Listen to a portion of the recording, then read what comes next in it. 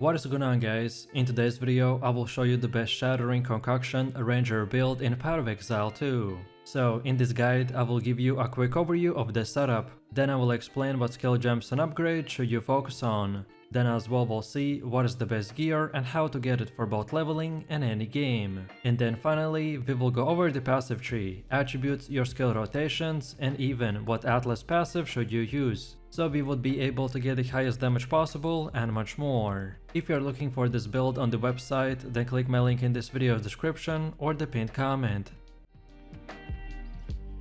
This is for sure the best Pathfinder build that pretty much just runs insanely fast and throws out freeze bottles at your enemies that explode through hundreds of targets and one-shots them in split seconds. We are going to be doing about 5 million DPS with a fully maximized gear, and we are also going to be perma-freezing mobs and pinnacle bosses, which will give us a very easy playstyle as we won't have to worry about the enemies too much. Also, for our defense, we are stacking as much energy shield as possible, which will give us anywhere from 8 to 15,000 shields. Overall, this build excels in both clearing and boss fights, and all that we will need to focus on is boosting our survivability and managing flask charges effectively. So let me show you the build, and for the main class I have chosen to go with the Ranger and our Ascendancy is the Pathfinder. Then for the first skill we have the Shattering Concoction with the support gems such as the Scatter Shot, Martial Tempo, Cold Mastery and the Super Critical. Then second we got the Escape Shot with no support gems.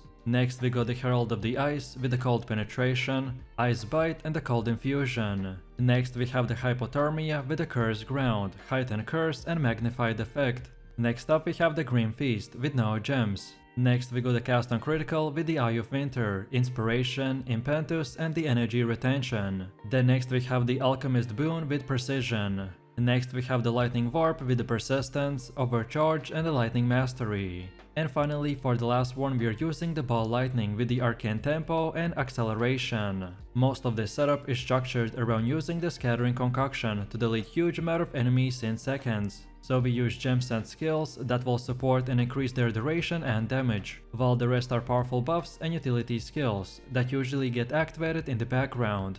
Next we also have a leveling build in case if you are starting your journey from level 0 and you want to use it up until about level 25, where you should start getting our most important skills. So first off we have the Lightning Arrow with the Martial Tempo and the Lightning Infusion. Then next we have the Lightning Rod with the Scatter Shot and Magnified Effect.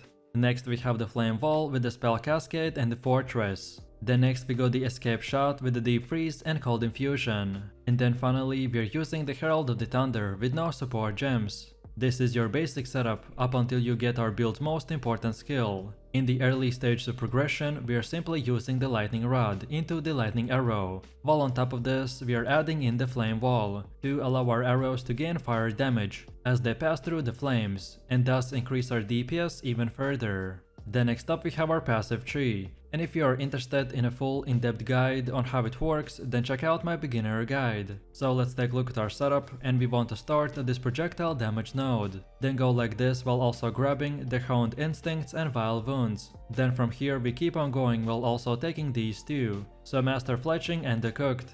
And then from this point you can just unlock all the other nodes in whatever order you prefer. So just simply get these nodes that increase our DPS, and then just keep going like this in a straight line. And then finally, after you got most of the nodes, then you can circle back and grab all the last ones like the Lightning and the Mana Regen. This is one of the easiest 3 builds to follow, as pretty much the whole path is in a straight line. So just follow it, and if your build lacks something at that current time, then you can select it as well. Then on top of this, as far as our attributes go, you just simply want to fulfill your attribute requirements for gear and skill gems. And then after that spend the rest of your leftover attributes into more dexterity. And finally, we also got Jewels, and the top 3 best options to go for is increased bonus gain from the equipped quiver. And just make sure that you get these bonuses to at least 50%.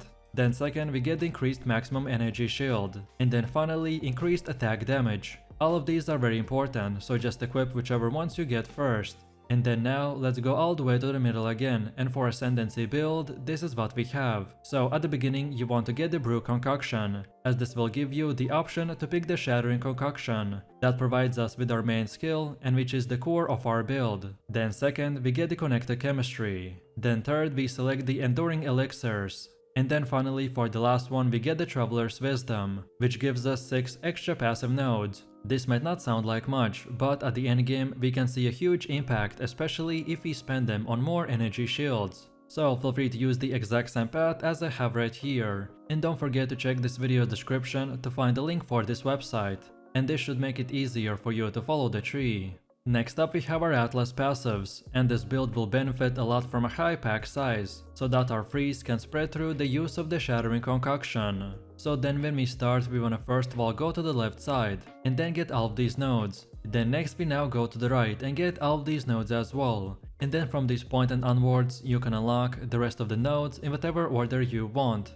But then on top of this, we have even more passives, which order in which you unlock them doesn't really matter. So this time it's up to you. And this is how it should look like for the ritual. Then next we have Delirium. Then third we have the bosses, and then on top of that we have the pinnacle bosses. Then next we also have our expedition setup, and then finally our breach setup.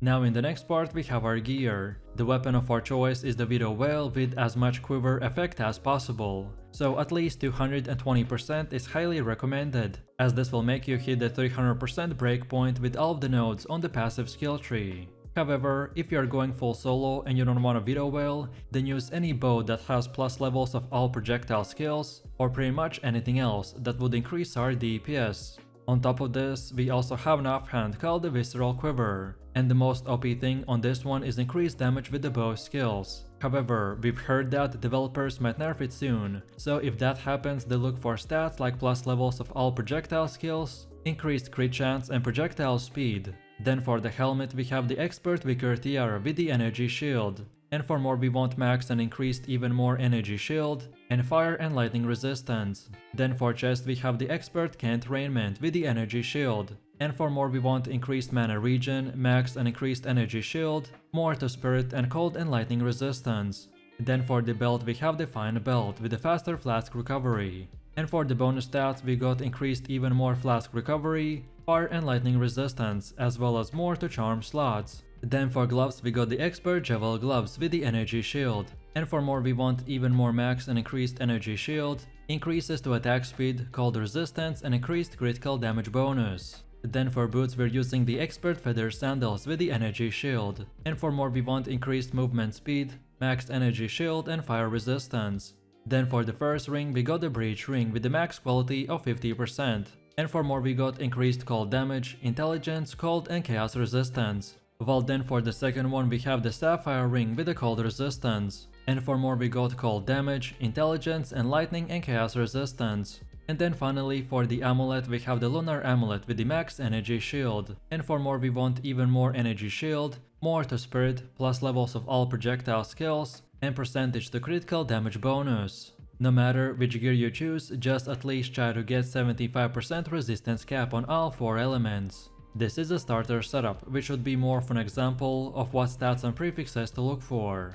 Then next we have runes. During early item progression, most gear is sacred with resistant runes. However, once your elemental resistances have been capped and resistant runes are no longer necessary, then you want to opt in to increase your maximum life with body runes or consider sacting as soul core. And as far as getting this gear goes, by far the best way to get better gear in the campaign is to check the vendor in the town each time you level up, as vendors can change their offerings based on your level, so this is the best way to find upgrades. And then after level 65, you just wanna keep continuing repeating your maps until tier 16. And again, for more in-depth tutorial, check out my gearing guide video. Then on top of this, we need to quickly look into the charms. Charms are incredibly useful, as by having the right one equipped at the right time can save you from dying. If you are struggling with certain bosses, then look into what damage type they are using, and then use that specific charm to increase your resistance. For me personally, I like to use the Taving charm for when we become frozen.